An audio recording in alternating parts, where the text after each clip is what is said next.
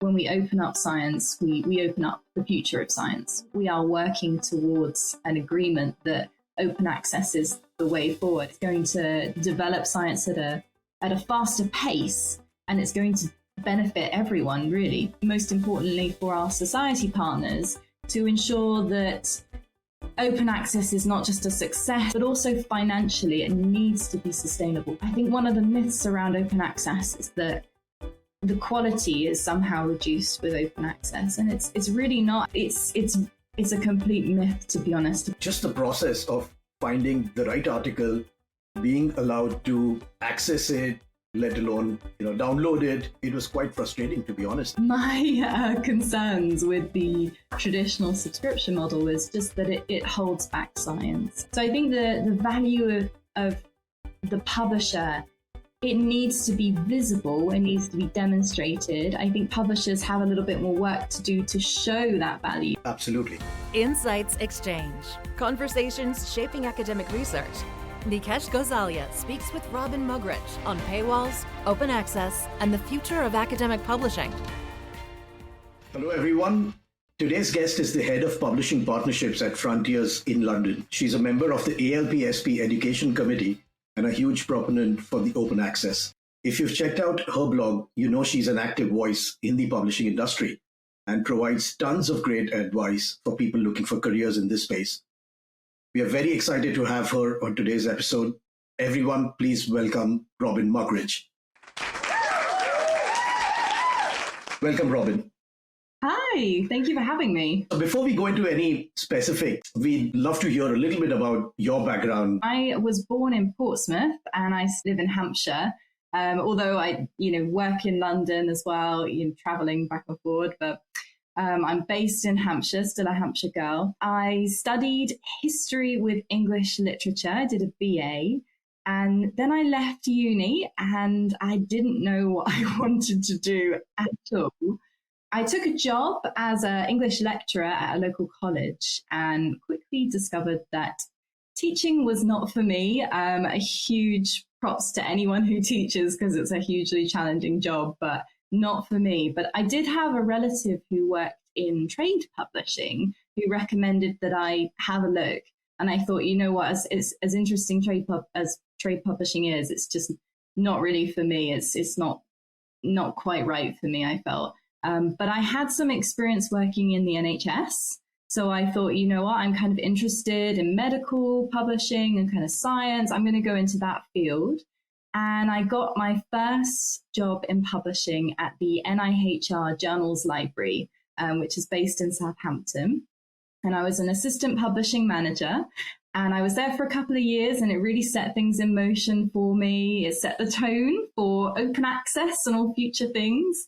And then I went on to work for Springer Nature in London, and then on to Frontiers, which I've been at Frontiers for about 5 years now in various roles. You did mention that you are currently working with Frontiers. So you currently serve as the head of publishing partnerships. So can you tell us a little bit about what exactly do you do in that role? What is Frontiers all about? Yeah, well, Frontiers is a gold open access publisher. We only publish gold open access journals. And, the company's really seen huge growth. If you look at any of the publication rates, huge quality growth as well in the last sort of 10 years, really. And so 5 years ago, I joined Frontiers and I was working in the journals program, and we decided to do some work with societies. So I established our publishing partnerships program for societies back in 2019, and we sort of officially launched in 2020 with 3 partners. We've now signed our 14th partner.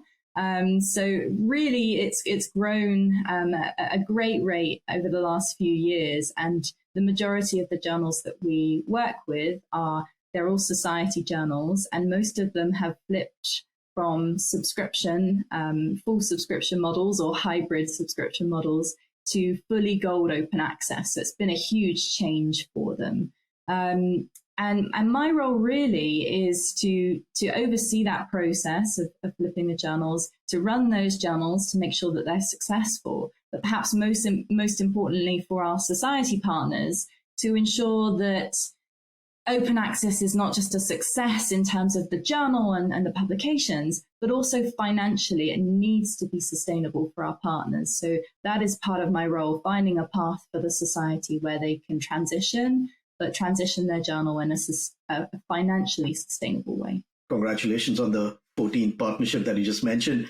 If you're allowed to talk a little bit more about these society partnerships and how they look, could you just elaborate a little bit on how does Frontiers support these societies in terms of their publishing programs, etc.? And the reason I mention this is that I know that it's been a couple of years that Plan S came in. I think there was a lot of conversation around that point of time, perhaps a little bit of panic as well in terms of an extreme situation.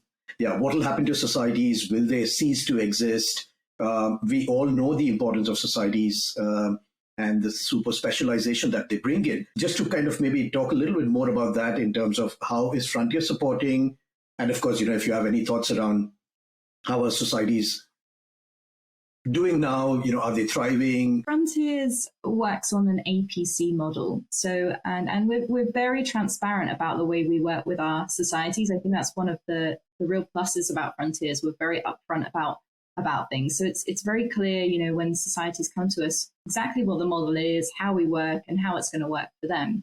So our model is APCs, article processing charges, and we essentially split that revenue with the society with varying rates, depending on what the society negotiate.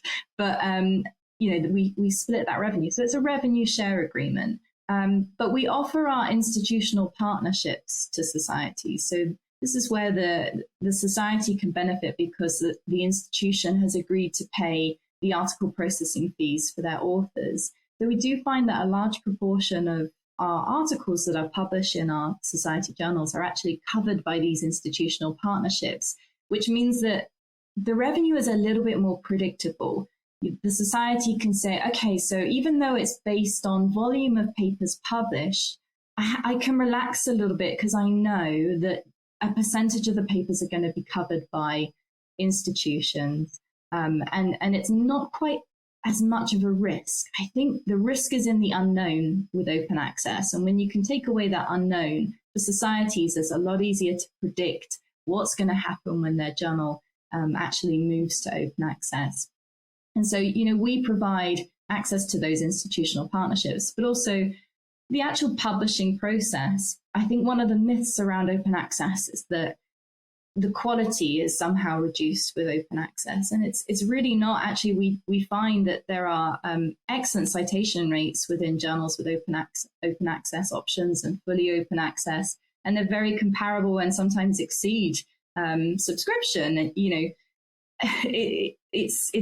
It's a complete myth, to be honest, about open access. So one of the things that we do is ensure that the quality is there throughout the publishing process, throughout the peer review, so that they can be assured by the end of the process they're publishing a very high quality journal as well as a sustainable financial option for the society. You run a blog, and which is fantastic, by the way. And anybody listening in, you should subscribe to Robyn's blog. But you talk about your experience working in the journal publishing industry.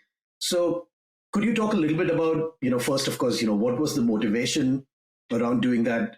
I know from experience, you need that inherent motivation to say that I want to give back something to the industry. I want people to kind of read about this, and then to actually, get that time, make it happen, considering, how busy you are. I started the blog because I was getting questions from my team. So I have quite a large team now, and, onboarding new people who are brand new to the industry. I was getting lots of different questions, and it kind of reminded me of when I started in the industry.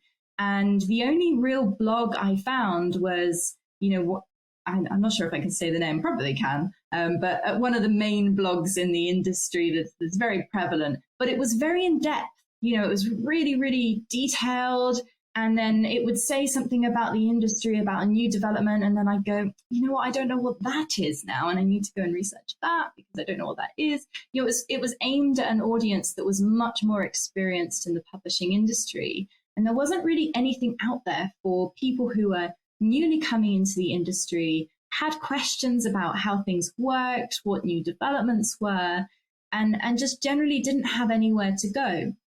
So I thought, right, I'm going to create a blog, all with the best intentions to write loads of articles, loads of blog posts. And, you know, I did. It is hard to keep it up. I will say that. You know, I'm still going. I just published a recent one on copyright because I found that I was getting lots of questions about copyright rules and what's going on there. But it is hard, but it's nice. I do get lots of really positive feedback about people who have shared it with their teams to, you know, newcomers in their team, and encourage them to subscribe. And I get ideas from readers who say to me, oh, could we maybe have a blog post on this, please? It would be really helpful. I've even had a couple of people who have been in the industry a few years say to me that it's quite a fresh perspective. You know, I'm not serious on the blog. I'm pretty open. I'm pretty frank about what I think about things. I'm not going to pussyfoot around things. So, you know, I like to be a little bit humorous on there and take it a different perspective, a little bit of a lighter perspective. You know, we work in publishing. No one's going to die from what we do. It's publishing. So we can afford to be a little bit lighter, I think, with what we say and what we think. Do you do your own research at times when, you know, you probably are not as familiar with a particular topic and then, you know, come up with what you write, or is it that you know, kind of handpick a certain theme? Yeah, I try to pick themes that I'm knowledgeable about because otherwise, you know, I don't want to be giving information and portraying myself as an expert in an area where I'm not so knowledgeable. But, you know, there have been times, you know, the latest blog post I did around copyright, it's all kind of basic stuff around copyright that I wanted to give to people, and information I wanted to convey in a slightly new and interesting way. But I learned a few things myself when I was doing that around the in-depth details about CC BY and CC BY non-commercial and all of these different things that, you know, when you don't do it daily and that's not your specialty every day, you do have to do some research and find out a little bit more. And that all takes time. So, you know, it is an investment. And I would encourage anyone who's in publishing, especially people who are new to publishing. I'd love to see a blog from an early career publisher starting out their career and their troubles and tribulations throughout that process. I would encourage anyone to give it a go. It is great fun, and it's nice to see all the people reading it as well. Absolutely. I'm sure I can say this on behalf of, you know, a large part of the industry, Robyn, that, you know, we really appreciate the fact that you've taken up this initiative, because I had a similar problem when I would read a lot of blogs. A lot of people who are very experienced would write from the lens of assuming that you know the basics and then building on it. And whereas I would kind of, you know, find myself a lot of times, you know, trying to connect the dots in terms of, okay, hold on, I need to, I think, know step one before, you know, kind of understanding this particular written article. And I think that's where the way you've written and the fact that you've made it really light, easy to understand, not put a lot of pressure on yourself in terms of, you know, I need to get everything right and technical. I think that's absolutely perfect, because I think that was the missing gap. Thank you for all the efforts, and keep going with that. Yeah, it's the same for you. Thank you for doing your podcast. I do listen. I regularly listen in, and it's always great to hear about different people in different sectors of the industry and find out what they do. I think it's, you know, for me, it's been really enlightening. So we all know that there are a few concerns and issues with the traditional subscription model in the industry. But just for the benefit of the listeners, what do you think are, you know, maybe top 2 or 3 issues with the model? And do you think, you know, that will cease to exist, or will there be some sort of a, you know, hybrid structure in future? So just any thoughts on that? I think most people know that there are some concerns around the subscription model. The content is published behind a paywall. You know, when we publish things and we put them behind a paywall, there is the issue of access there. It means that researchers who can't afford that subscription, and believe me, they are expensive individual subscription plans, or their institution doesn't have access to that journal through an institutional subscription, that researcher can't look at that paper. Imagine if we find the keys to solving climate change, or curing cancer, and we have that in a paper, but it's hidden behind a paywall, and the researcher who needs to use that paper to really progress that field of research cannot access it, then we're holding back research, we're slowing down research. When we open that research up, it has positive ripple effects everywhere. Scientists can build on the work of others no matter where they are in the globe. The globe is not limited to Europe and North America. There are researchers producing excellent work throughout the world. And to progress their work, they need to have access to the foundations that have gone before.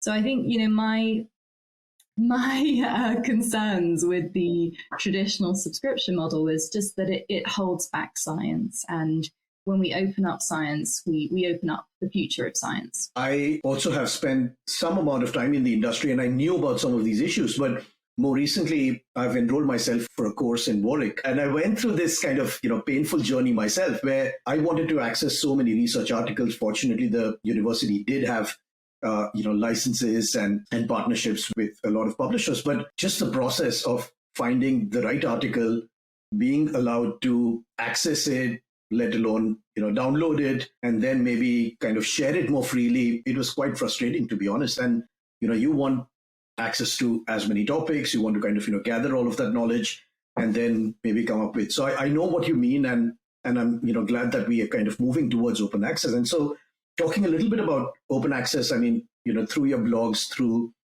your panel discussions and presentations, I know that you're a huge proponent for open access.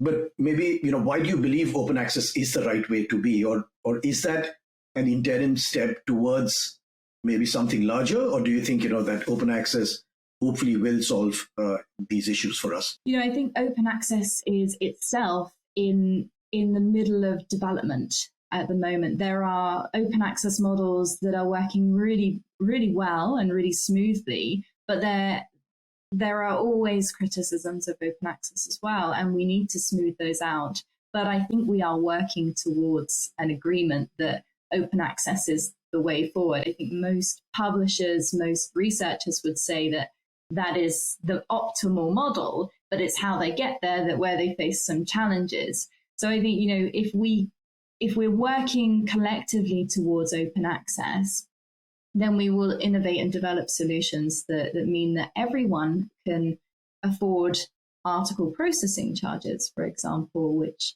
can be a barrier in itself to open access publishing. There are lots of new innovations that are coming out now to provide access for publishing. I've mentioned institutional agreements, there are transformative agreements, there's lots of different things coming out. Diamond open access publishing, I think it's around 73% of the DOAJ indexed journals are actually Diamond open access, so no fees whatsoever, which is fantastic to see a growth in Diamond open access. So I think open access, we all can say that is the way forward. It's going to develop science at a faster pace, and it's going to benefit everyone really because of that. Are we fully there yet? Do we have all the kinks sorted out? No, we don't, but we are getting there, which is the most important thing. Absolutely, yeah. And in terms of just staying on with the model of open access and APCs, how do you feel about researchers having to pay to publish in an open access journal? And do you think that this could be a hindrance for researchers from underdeveloped countries or organizations, institutes who probably cannot afford? Yeah, I speak to researchers all the time who have concerns about paying for an article processing charge. And it's completely valid, especially when you look at some of the APCs where there are journals with subscription and hybrid. There's APCs of thousands and thousands of pounds, 5,000 up to £10,000. And you just look at those numbers and think, wow, that's crazy fees. So it's completely valid that they would have concerns. I think most fully open access journals have a sort of benchmark around kind of $2,000 to $3,000, and that's kind of the market price. But even that, for researchers in institutions where they have no funding support and can't afford to pay this out of their pocket, shouldn't really have to pay out of their pocket, to be honest. That's just not feasible for them. So I think this is where it falls on the publishers to provide some support here. Commercial publishers are for-profit organizations. They have the ability to support researchers, either through models that they've developed, so institutional agreements, although it's not always possible to develop these institutional agreements with institutions in countries outside of Europe, North America, and Oceania, for example. It is falling on the publisher. So commercial publishers, like Frontiers, where I work, they have waiver programs where authors can submit a request, and usually these are generous programs. They take into account where the author's from, whether the author has any funding or no funding, and they provide the support. So for me, I think, yes, it is a worry for me as a publisher, that there are people in different countries who cannot afford to pay the fees. And so I believe that it's our responsibility as publishers to enable access and provide that support. Whether it's a longer term solution, I don't know. I think it's an intermediary step, and that there's changes needed in the infrastructure, in funding and publishing more broadly, to actually facilitate a change in the longer term. Just staying on with that particular topic, there's also an argument saying that, without going into the specifics of a number for the APC charges, that publishers are charging that APC because obviously you need to cover a lot of the costs, and they are cost-intensive processes, peer review and so many others, which and so in light of that, my question is that how do you think publishers in general, or your experience within Frontiers, are maybe people thinking around, what could be the other revenue sources? So is there conversation around maybe looking at value-added services, which the authors can benefit from? Because I guess from what I understand when I read, funders' websites, I think they do mention saying that in case if there are value-added services which are useful, help, further dissemination and access to science, they would be willing to pay for them as well. So I'm just kind of trying to also bring in or get your thoughts on the other perspective, that it's not completely wrong. I mean, publishers also do have and carry so many costs. So how do you kind of, think of creative, innovative ways to look at, revenue generation as well?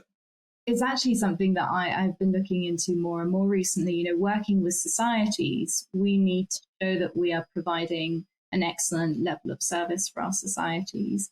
And so, and it's not just for the societies, but for the authors themselves. So I think publishers are increasingly looking to show value for money. And so if publishers can work to provide additional author services, either through providing that themselves or working with other companies, they are showing that APC, that value is there for that number. But also, authors are very willing to, we know authors are willing to pay a little bit more for these extra services because it increases the quality of their paper. If you look at editing, for example, or proofreading, the statistics say that they're more likely to be accepted if they have a really nice, coherent, detailed paper, but that's very clear and the English language level is very strong. They're more likely to be accepted in the journal and also have their research read, downloaded much more frequently. So I think the value of the publisher it needs to be visible. It needs to be demonstrated. I think publishers have a little bit more work to do to show that value, because we are still receiving criticism that, why are we paying this amount? The publisher provides a lot of services that perhaps go unseen that we need to highlight. In summary, the OSTP requires results of taxpayer funder research to be released openly. I think we've got a deadline of 2025, 2026. In your opinion, how do you think that will affect, science's role in general on society? I'm excited. I want to know what's going to happen as much as anyone else. I'm excited to start having conversations with researchers from the US, where it's less about, paying APC, that kind of thing. And it's more about their actual work, and seeing that published and seeing that open for everyone. I'm really excited for that. We do have a few years to get there, though. I think it's going to have a big impact. I think we need a little bit more definition around the mandate. That the OSTP, with all good intentions, kind of plonked this on our desk, and we want to implement it, but we need a bit more guidance as to how it's going to be implemented, how it's going to be funded. I think that we're going to see a ripple effect. We are going to see not just tax-funded research being published open access. I think it's going to change the mindset in researchers and institutions in the US. I think they are now going to see that the future will be publishing open access in whatever model of open access might be, but they're going to see that it is open access for the future. So we should make the change and start making the change now. So I do think, by 2025, whether we'll see the entire publishing industry in the US move to open access, probably not. But what we will see is a shift in mindset towards open access. And I think in the longer term, maybe in another 5 years down the line, we'll see maybe a huge, I think the majority of the publishing industry in the US will then be open access because of this mandate. Absolutely, yeah. And just to kind of build on that, Robyn, we all know, of course, US is one of the top 3 in terms of research output. We know that a lot of other countries, especially developed countries, are also moving more and more towards open access. So clearly that should help in terms of the overall transition, like you said, or a mindset shift. But to talk about some of the other potentially, growing countries in terms of research output, so, namely China, some of the Asian markets, perhaps India in future, do you think that there will be a ripple effect at some point of time, in those countries as well, where perhaps the policymakers will say, I think we need to look at this very closely? Or do you think, there's some more time to go? I think China is already pretty much there in terms of open access. We do see huge numbers of publications across all publishers from China, and they are a powerhouse when it comes to research. So I think that they're pretty much there. I think there are some issues around what journals you can publish in from China. I'm not an expert in this, but as I understand, they can only publish in Chinese researchers can only publish in journals of a certain impact factor, for example, which maybe isn't the best way to go forward. But in terms of, other countries, India, for example, I know they're already having discussions about open access and mandating open access. I think that we are now in a period where we're going to see a succession of mandates coming from governments that taxpayer research, and I think the emphasis there is on taxpayer because the person paying for that research is the public. They want to be able to access the results of that research. There is a demand there, so that they can themselves benefit personally. Patients want to be able to read the research about their conditions, and they can't currently, not always. So I do think that there will be a succession of mandates, like I say, throughout different countries. How that will look, I really don't know at this stage. But I think there will be like you say, a further impact on other countries, as not just US and Europe. Just to kind of wrap up the conversation around OSTP, I know that you did mention, Robyn, about there's still lack of clarity on some of the aspects. Obviously, it's a huge change. The detailing needs to be done. But are there any potential drawbacks to the new OSTP policies from a point of view of the vision of increased open access or just science being available to everyone? As I said, the way the policy has been announced and how it's going to be implemented, it has been poorly defined. I think that the one thing I would say is that large commercial publishers are well set up to accommodate for this change. Where I have some concerns working with societies is that smaller publishers, independent publishers and societies may get a bit lost in this. Where this is going to benefit is these big deals. So looking at big transformative deals, commercial publisher deals, and commercial institutional partnerships, like Frontiers as well. We are a commercial publisher. We will naturally be well set up for this change to facilitate open access publications for US taxpayer funded research. Will independent publishers be able to compete with this and offer these pathways to publishing? I don't know. So I think that there is perhaps a drawback there or a threat to independent or smaller publishers who are already struggling, I think, sometimes in competition with the bigger publishers. Now that you've started working more closely with societies in terms of securing partnerships and helping them manage this transition, what do you think, Robyn, prevents most societies from, say, adopting open access? Yeah, I think there's probably two things that really prevent societies. And one is more transient and the other is more tangible. And perhaps the more tangible one is the finances. We talked a lot about the finances. Unfortunately, it's hard to get away from sometimes because societies, essentially, a lot of societies, all of their revenue comes from journals, or at least a large proportion of their revenue comes from journals. And a lot of societies are non-profit. And so they must keep their activities within their society going, and they need to be able to fund that activity. And the margins are very, very slim. So a lot of societies are on currently subscription model journals where they have a very predictable level of revenue coming in, and they can see that that's going to increase and has increased over several years. Usually these subscription revenues are somewhat inflated, shall we say, because it's in the publisher interest to keep those journals subscription. They're revenue generating journals.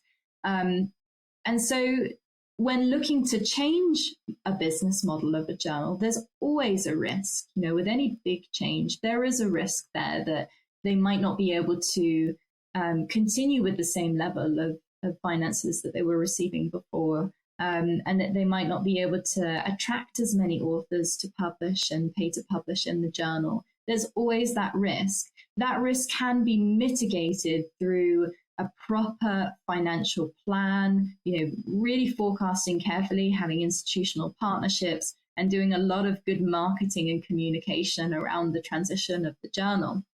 And usually, that, at least in my personal experience, has translated into a successful transition. The other main thing that is stopping societies from transitioning is, again, a bit of a mindset issue in that they have published subscription for many, many years. They know subscription, they know how to make it work, and the journal is consistently producing revenue for them. So for them, it is quite a challenge. But what I would say to that point is that societies are receiving demands from their membership to transition their journals. Society members want open access, they're demanding open access, and they need open access to attract and keep those members for paying their membership fee to the society. So They want to keep members. They need to transition to open access. And they're starting to change that view that subscription is just the only way for them. And I think it's publishers like Frontiers and other open access publishers who are showing that there are sustainable routes for them financially as well.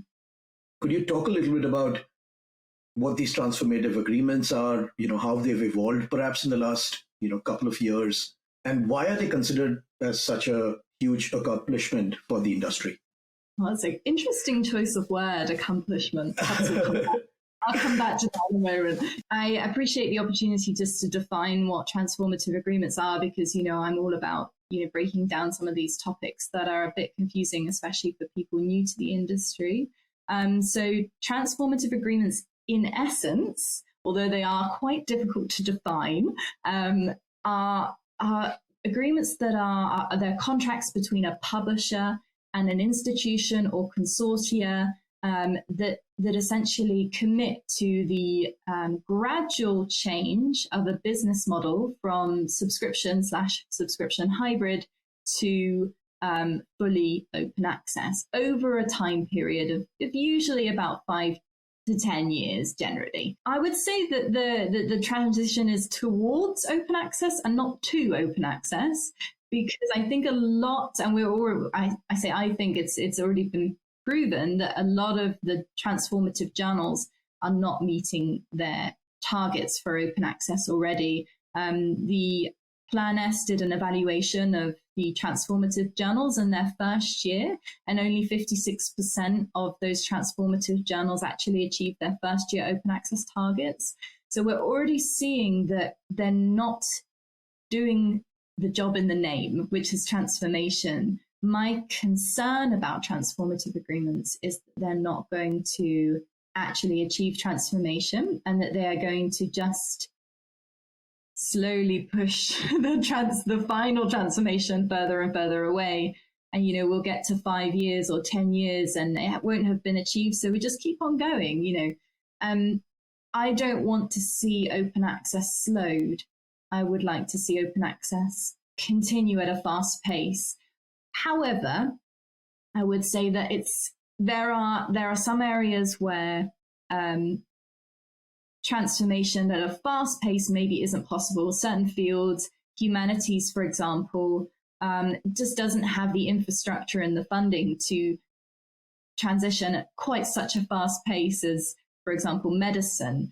So, I would say, coming back to the word accomplishment, are they an accomplishment? I think that they have, if done well, transformative agreements can accomplish a lot in transitioning journals. Unfortunately, I don't think it's in the best interest for a lot of publishers to transition to open access. They may be losing revenue, and that might be why they're interested in slowing that transition. A lot of journals could flip much, much more quickly than they are, but they've been caught in these big transformative deals, and they can't get out of them. And so they're forced to transition slowly. So I think that there is certainly a place for them within certain journals there, but it's a challenge. Do they truly transform, or do they slow open access? I'm not sure just yet. I'm not convinced. Okay, got it. So I've been talking to a few, publishing heads in a few societies, in a kind of medium-sized publishers, who are saying that, we've committed to 100% open access by, say, year 2025. But at the same time, maybe they will not, charge APC. And so in my mind, I'm just thinking, okay, if you've committed to 100% open access, subscription deals are not going to exist. You're not going to charge APC. Then is it too much of reliance on transformative agreements? Or are there other creative ways in which, publishers societies can look to, again, generate revenue? Yeah, I mean, because they don't have an APC because the institution is paying for the fees for those authors. But those, these big deals will get to a point where, is it going? What happens at the end of this transformation? institutions are paying for to publish and to read the content, surely the read part should be part and parcel of the deal. If you publish something, you want to be able to read it. So why do you have to pay twice, both for publishing and for reading? And I think that's the issue at the moment that we're coming into. What's going to happen at the end of this? Where they have to pay to publish, do they still have to pay to read when everything is open access? And how is that financial model going to stand up? It's very difficult to know. And one of the biggest challenges with transformative agreements is that a lot of the information is highly confidential. It's not very transparent how these models work. So if you're on the outside, you really don't know what's going on within these agreements. So I think at the end of the 5 years, once let's say they do flip all of the journal to open access, how does that continue? And I think having some sort of APC is actually a good thing, because we're looking at a different model of working. It's very hard to say. I think it's good to have a diversification in the models. Yeah, absolutely. I'd like to move on to the so-called future of the publishing world. And I know that you'd organized an ALP-SP webinar on the use of video in publishing. I did. Yeah, and that just got me thinking, because, within my organization and even in my own personal capacity, that's a space that we are very excited about. What do you envision the future of academic publishing to look like? I mean, obviously there are different views. Can some of these alternate formats coexist along with a journal article? Can it be another extreme where it just completely replaces journal articles, and you just have some of these alternate formats as consumption pattern in general for a lot of the audience's changes? Everyone wants everything to be bite-sized, everything to be on the go. So yeah, just your thoughts, Robyn, in terms of how do you think this might evolve? And then, of course, a second part to that question is, what other forms of technology or media do you imagine being prevalent in the future? I think short form content versus long form content has a slight issue around trust in science. And I think trust in science has taken a bit of a hit, unfortunately, with COVID and lots of different theories coming about COVID and things like that. I think trust in science has taken a little bit of a hit. So where I used to believe, and I still do, I believe that short form content is really going to take over soon, maybe not fully, because the reason why we trust in science is because it's been thoroughly validated through a process of peer review. And so we'll always need to have some sort of detailed, long form of the research and an understanding of the breakdown of how scientists or researchers have achieved certain results. But where I do see, and I think this is quite fun, I think we'll see some sort of, TikTok for science, where I think, this has been mentioned by other people before, but I think we'll get to that point where we have a quick breakdown, kind of a lay summary in video form of the research, where it's digestible, we can have headline results, it's hard hitting, it's impactful, and it makes researchers who are reading that research, who might want to use that, go, okay, I want to find out more. It might also make the public want to find out more and be more interested in science. I think one of the huge challenges we have is that scientific research is so far away from the lay public that they're just not really interested, and that's where they end up clicking on Daily Mail articles. We don't want that. We want them to really understand the research. So I do think that there will be more of a shift to video content. I don't think we'll fully leave behind the PDF, but I think the PDF will be enriched. We'll have kind of code and lots of accessible data through the PDF. I also think we'll see more collaboration. I think we'll have scientists, commenting more on articles, both post and pre-publication. And I think that will become more of a standard part of that process of publishing an article. Absolutely, yeah. There's also been a lot of conversation in the last 3 to 4 years around use of AI, perhaps maybe exploring blockchain as well. In my personal experience, what I've seen over the last year is that there's definitely more acceptance around the role of AI in what we can do. Maybe 3 to 4 years back, it was vague. It was perceived to be, will it replace humans?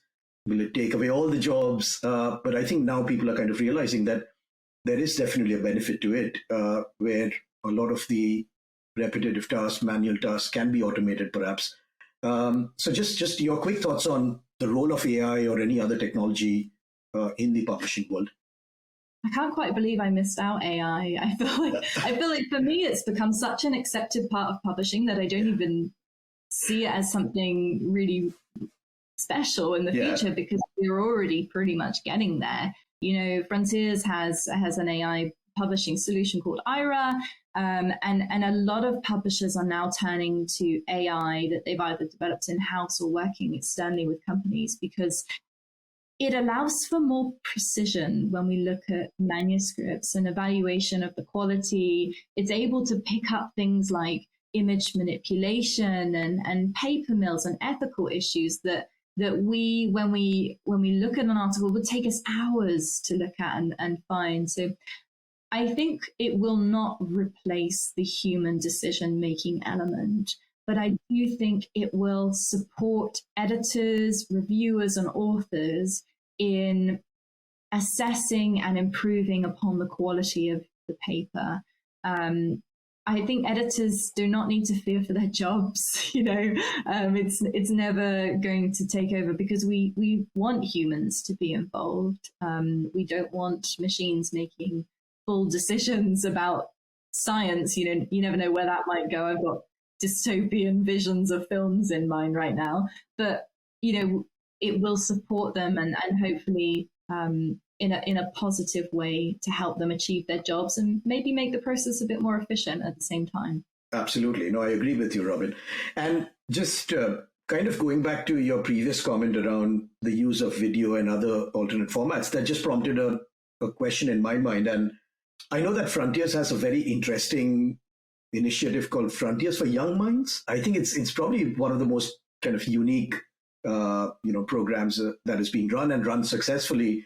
I've spoken to a few folks, within Frontiers around that as well.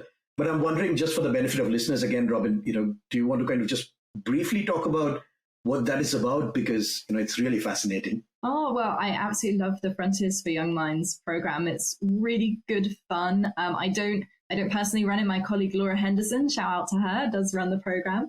And it aims to, it forces scientists to put their scientific revelations into a much clearer format, because the papers are reviewed by kids and they can be pretty harsh critics when it comes to the content. And then it's reviewed by kids, and then it's published, and you can see who, like the ages of the kids who reviewed it. And we do some nice illustrations with it. So the goal is to make science more accessible to younger people, to kids and teenagers, because, increasingly we are seeing that teenagers are not so interested in science, and we want to help them to be more interested in science, more interested in different areas of science as well. So it shines a spotlight on lots and lots of different areas. We've recently had a selection of Nobel Prize winners who are committing to doing articles for Frontiers for Young Minds. There was a nice piece about it in the Washington Post that came out the other day, which I encourage anyone listening to have a look at.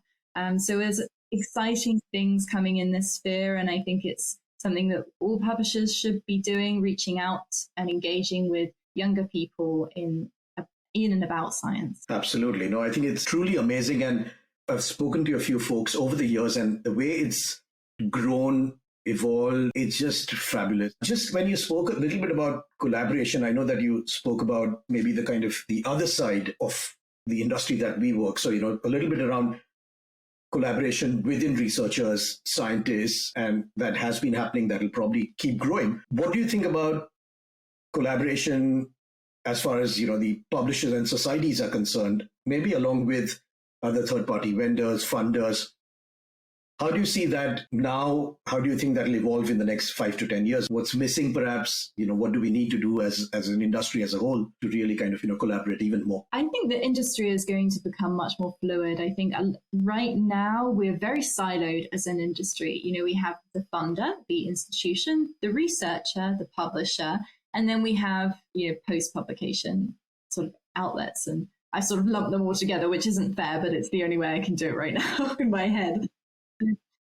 It's very siloed. And I think as things progress, maybe not in the next 5 to 10 years, maybe it'll be a bit longer than that, but we'll move to a much more fluid version of publishing. I think preprints have already started this process. I think preprints have started to say, peer review doesn't need to be here. We can do pre-publication peer review, or we can see the science before it's published, and authors can start to get some collaboration, some feedback on that.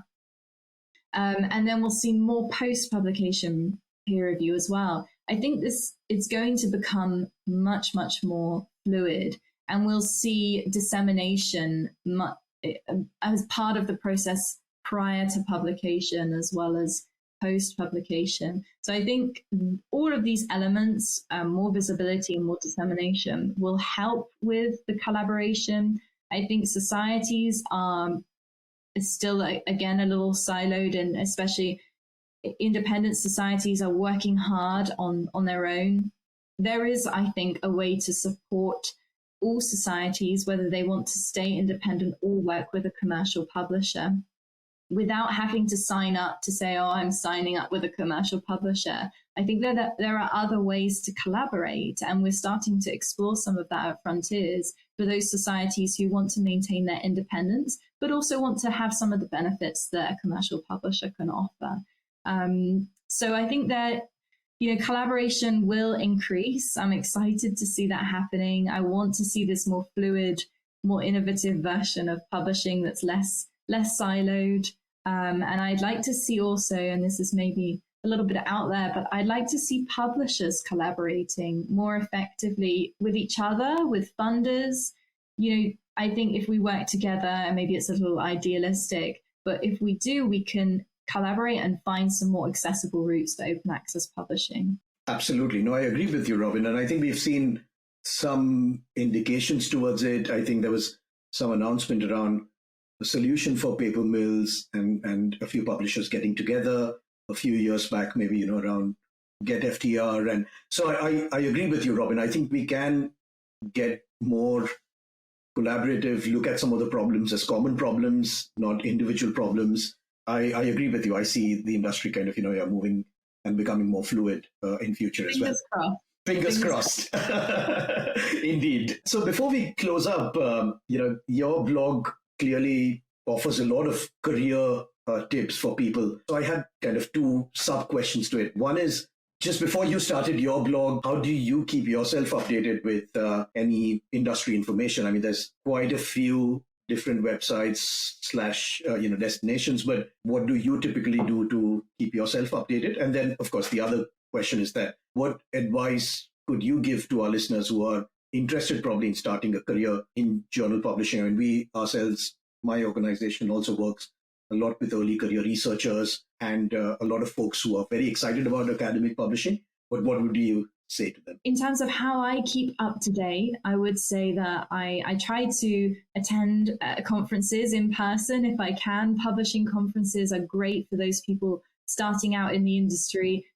People are so willing to talk and to chat and to convey their knowledge that they've gained over several years in the publishing industry. So it's always great to say, I'm here, I'm new to journal publishing, and I just want to learn, and even if you can't attend in person, since COVID, there are so many online options, and you can start up little chats with people in the online discussions. So I think there are lots of options to be able to connect and build a network, even if you're just starting out in journal publishing. And that's one of the main ways that I stay up to date. I also sign up to far too many newsletters. They pick up my inbox, but it's okay because it's helpful things. And I do try to stay up to date as much as possible. If you're in a company, you need to get a little bit outside that company, because often you just hear, what's going on in your company. And there's a big world out there of different publishers. So it's important to know a little bit about how other publishers function and how they do things a little bit differently.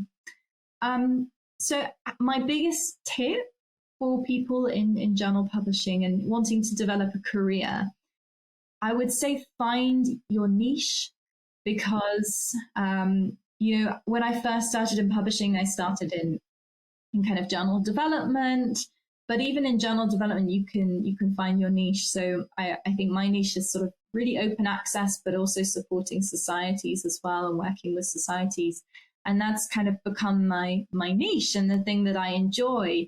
And it needs to be something you enjoy. I mean, if you're really interested in talking to people, maybe don't pick something that's really data driven and orientated, because that might not be for you when you're just starting out and you want to get out there and speak to people.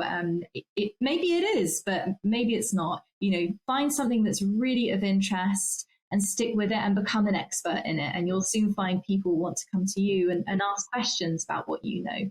I would say find your niche. That's my top tip. Thank you so much, Robyn. This was so helpful and it was so insightful to have this chat with you. And I also know that, you're really busy. So I really appreciate the fact that, like I mentioned at some point of time in the conversation, that this can happen only if you're really passionate about the industry, about giving back, about, just helping others. And I know that you do that already through your blog, but I'm sure, through this episode as well, our listeners are really going to benefit. Thank you for inviting me. I really appreciate it. It's always, exciting and nice opportunity for me to talk about my blog as well. So I appreciate that. Thank you so much, Nikesh. Fantastic. Thank you everyone for joining us. We would love to hear your thoughts on this episode. Feel free to write to us at insightsxchange@cactusglobal.com or drop a comment on LinkedIn.